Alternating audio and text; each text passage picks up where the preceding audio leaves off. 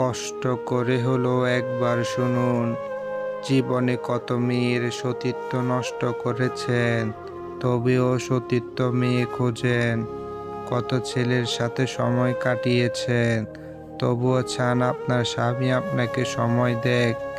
আজান শুনেছেন, নামাজে যাননি, তবুও মরার পরে জান্নাত চান। দুনিয়াতে ক্যারিয়ার বলে সব উজাড় করেছেন, আখিরাতের ক্যারিয়ার কথা ভেবেছেন। এত স্বার্থ নিয়ে চিন্তা করবেন না, আল্লাহ দুনিয়াতে কাউকে কিছু বলে না। আখিরাতের দিন তিনি বলবেন, সেই দিন কি করবেন। মেয়েদের কাছে মেনে নেওয়ার ব্যাপারটা আসলে একটু টাফ। এদের কাছে ভুলে যাওয়া কিংবা উঠে আসাটা একটু কঠিন, কারণ এরা মেয়ে।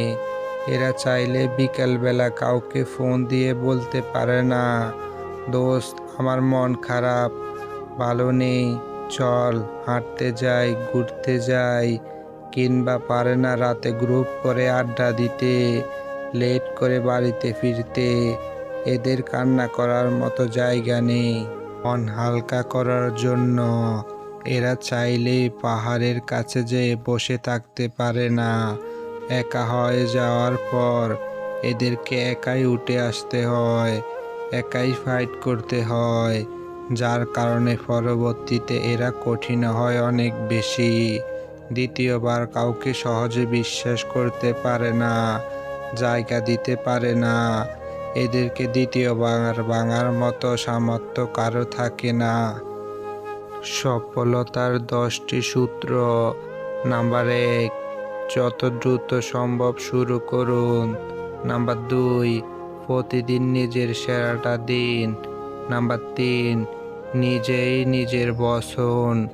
নাম্বার 4, না বলতে শিখুন। নাম্বার 5, প্রতিজ্ঞ হন, প্রত্যয়ী হন। নাম্বার 6, শিক্ষা প্রতিষ্ঠান নয়, জীবনী সেরা স্কুল। নাম্বার 7, আশা হারাবেন না। নাম্বার 8, সমালোচকদের স্বাগত জানান। নাম্বার 9, সাফল্যের হিসাব করুন। নাম্বার 10, জীবনটা সহজ নয়, এটা মেনে নিন। প্রচণ্ড তৃষ্ণা পেলেও যেমন বিষ পান করবেন না, তেমনি প্রচণ্ড একাকিত্ব বোধ করলেও হারাম সম্পর্কে জড়াবেন না।